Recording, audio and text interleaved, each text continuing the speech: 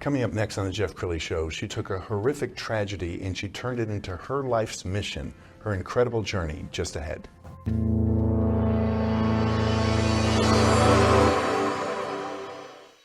Many are predicting that the worst is yet to come, which is unfortunate, said one person here. Until now, they've enjoyed the reputation of being the nation's icebox. Watched a burglar in his home this morning by webcam. As a journalist of over 25 years, stories are what make my world turn. Reporting live from the Dallas newsroom tonight, Jeff Crilley, Fox 4 News. But in 2008, I took the jump from my familiar life and started a PR firm from my home. We're talking about anyone with a camcorder like the one I'm using becomes a television network. We started slowly growing the company, and we now have over 100 clients, and we've branched into the world of live digital broadcasting. I now own 8 different TV studios and have a huge team, and the stories that I now get to share are sometimes the most important of my life. Life has a funny way of coming around full circle. This is the Jeff Crilley Show. Well, I have to think that the loss of a child is probably the greatest hurt any parent can ever experience. And so I can't even imagine what my next guest has gone through, but she's turning that tragedy into triumph. Adina Peyton is in the studio. She's with GRAMI. That stands for Getting Real About Mental Illness. Thank you for coming on the show. Thank you, Jeff. Absolutely. Well, I'm so inspired by your story because your son, Brad, you lost how many years ago? 4 years ago, but 4 years this November. Why don't you summarize what happened? Well, he had been very depressed, and he came home for the weekend and left my house on a Monday, and he crawled on top of a restaurant, and a 3.5-hour standoff with the police happened. It was a mental health crisis at its greatest form, and it later resulted in him coming down, and he ran, and he was shot 16 times. Wow. And so did you go into a deep depression for a while? Well, I didn't have time to go into a depression because nobody would recognize it, nobody would help me or publicize the tragedy. So I just started fighting for mental health and mentally ill people and trying to find out what happened. Wow. Okay, tell us about GRAMI. Well, I fought for about 9 months, and when I felt like I'd done everything that I could do, I had a fellow fly in, and he kind of declared over me that I needed to start a nonprofit and that he would help me. And I started seeking some advice on that, and I came up with GRAMI, Getting Real About Mental Illness. And as a result of that, you know, we try to destigmatize so that people can talk about these type situations and get help for their children. And then we advocate for crisis intervention, because had there been a crisis intervention trained police officer, it might have resulted differently. And then I realized that, like the military, these people that are serving us on a day-to-day basis, they're looking at trauma over and over and having to get back up the next day, go back in service without being able to get proper mental health care. Yes. Because there would be reprisal or financial burden to their family. Yes, and we like to think that in a perfect world, an officer could go to his or her sergeant and say, hey, I'm having some mental health problems, but they get ostracized, don't they? It's getting better. They're using the peer support foundation, I guess, to do that. But nonetheless, when someone is mentally disturbed at a certain level, a peer support doesn't fit the bill. And because if they admit they have an issue, they have to take their gun and sideline them, if you will, for a while. And I don't think anybody would be willing to give up their job. Sure. Or spend money they don't have because they're not paid properly to go get help. And so this fund sets something up privately so that only the therapist and the officer and our treasurer know that they went. Yes. We found a wonderful video about your organization and your story. Let's go ahead and roll that now.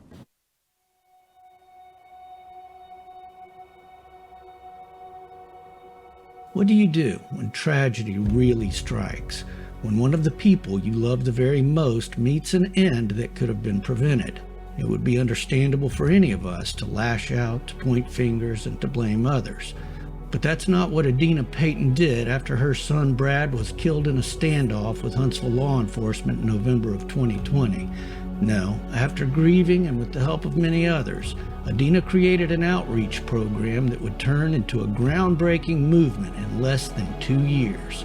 And now we have GRAMI, Getting Real About Mental Illness, an initiative created to support the very same community of first responders who experienced the tragedy of Brad's last moments. Now through this program, first responders who have suffered traumatic incidents in public service are able to seek private, confidential, licensed therapy without fear of reprisal or financial burden, and it's already making a big difference. I met Adina, sadly, the first time after her son was tragically passed. She came to me very shattered, very broken, and I think it's amazing what she has turned from a true disaster, an absolute heartbreak, into something that's helping others. Mental health care for the officers themselves is hugely important. I look at it as they're like a sponge, and they're absorbing the stress from everybody else's lives. But what about their own stress? I think GRAMI is so important because, for one thing, I haven't been there to see the horrors that these first responders see. And they're human. We're all human. And it would be unnatural to not affect them. So they are there for us to protect us. We need to be there to protect them. It's the secret sauce for me because it provides people with an opportunity to confront things in a very pragmatic and realistic way. There are going to be some very difficult and dangerous situations that people have to encounter in life, whether that's on the side of law enforcement, whether that's the person in crisis, whether that's the family that's trying to provide some help and support for that person. But this is an opportunity for people to understand that in spite of darkness, there might be some light and some hope. It's not you don't have to be a rocket scientist to look at it and say, this is pretty neat. This is a good resource for our public safety. And I am honored and blessed to be involved in it in the ground floor. I mean, mental health is a crisis in this country, and it affects the people that take care of the people. In the last few years, we've recognized the fact that officer wellness is a huge component of a successful police department. So being able to have programs to help officers with the stress that they're absorbing is huge. We need to see programs like this replicated in all of our communities throughout the state, having access to mental health services for our law enforcement officers and working on stigma is critical, and Adina's doing a tremendous job with that. Adina has done a tremendous job, and the word is out. GRAMI is making a difference, and momentum is building. However, if you know Adina, she's very quick to deflect all credit because she knows GRAMI could not and would not exist without your support. And it is that support that will allow us all to better take care of the people who take care of the people.